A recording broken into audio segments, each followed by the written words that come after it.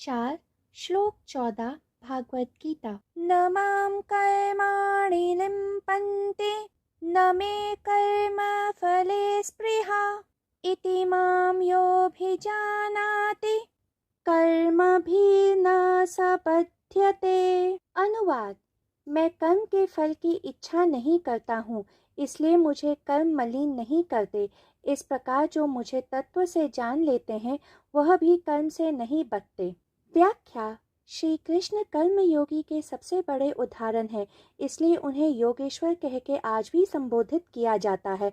वह हर क्षण इस अनंत सृष्टि में अनंत कार्य कर रहे होते हैं, परंतु फिर भी वह किसी भी कर्म से मलिन नहीं होते हैं, क्योंकि वह अपने द्वारा किए गए कर्मों के फलों की प्राप्ति की इच्छा नहीं करते हैं। साधारणतः मनुष्य कर्म उसके द्वारा पाए जाने वाले फल से प्रेरित होकर करते हैं। कर्म आज करना होता है, परंतु उसका फल कल प्राप्त होना होता है। अर्थात कर्म वर्तमान है, किंतु उसका फल भविष्य है। ऐसा करने वाले वर्तमान में नहीं जीते हैं, वे कल की आशंका में जीते हैं। तो कर्म वास्तविकता है, किंतु उसका फल कल्पना है। श्री कृष्ण भविष्य की कल्पना करने में नहीं जीते हैं, वह वास्तविकता में वर्तमान में जीते हैं। यदि आप स्मरण करें तो आपको ज्ञात होगा कि आपके जीवन में जितने भी आनंद के क्षण हैं वह सब वर्तमान के क्षण हैं, क्योंकि उन क्षणों में न आप भूतकाल में जिए न भविष्य के बारे में सोचा।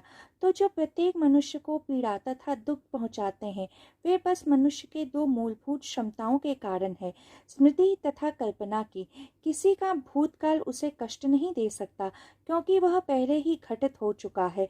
जो आज अस्तित्व में है ही नहीं, उसे कोई भी वर्तमान में कैसे भोग सकता है। उसी तरह कोई भी मनुष्य अपने भविष्य के कष्टों को वर्तमान में नहीं भोग सकता है, क्योंकि यह अस्तित्व में आए ही नहीं है। जो अभी घटित हुआ ही नहीं है उसे कोई कैसे भुगत सकता है। इसलिए मनुष्य अपने बीते हुए कल तथा आने वाले कल को नहीं भुगत रहा होता है। वो जिस चीज से पीड़ित है वह उसकी स्मृति तथा कल्पना की शक्तियां हैं। इस श्लोक द्वारा योगेश्वर श्री कृष्ण अर्जुन तथा अन्य आध्यात्मिक साधकों का आवाहन कर कह रहे थे कि स्मृति तथा कल्पना करके मत जियो, वास्तविकता में जियो। भूतकाल तथा भविष्यकाल में मत जियो, वर्तमान में जियो, जैसे मैं परमात्मा जी रहा हूँ।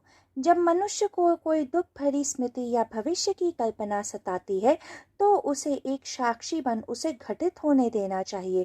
इस कारण योगेश्वर श्री कृष्ण के जीवन को लीला कहा गया है, क्योंकि उन्होंने अपने जीवन के सभी पात्रों को बड़ी उत्कृष्टता तथा सहजता के साथ निभाया, किंतु आसक्ति रखे बिना। चाहे वो गोकुल की गायों के लिए बांसुरी बजाना हो या सुदर्शन चक्र उठाकर दुष्टों का वध करना हो, चाहे द्रौपदी को वस्त्र हरण से बचाना हो या गोपियों के वस्त्र चुराना हो, चाहे एक ग्वाले की तरह गोपियों संग रास रचाना हो या फिर कुरुक्षेत्र की रणभूमि में अर्जुन को गीता का उपदेश देना हो।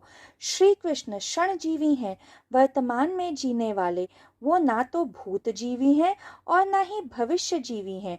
वे कहते हैं कि मनुष्य का जीवन एक नाटक है, परंतु हम मनुष्य मानते हैं कि नाटक ही हमारा जीवन है। मनुष्य समय को 3 भाग भूत, वर्तमान तथा भविष्य में बांटते हैं, किंतु श्री कृष्ण के लिए समय केवल वर्तमान है। दुनिया भर में कई प्रसिद्ध लेखकों ने वर्तमान में जीने के बारे में कई प्रसिद्ध पुस्तकें लिखी हैं, किंतु सत्य तो यह है कि मनुष्य वर्तमान के इस क्षण के अतिरिक्त किसी अन्य क्षण में जी ही नहीं सकता है।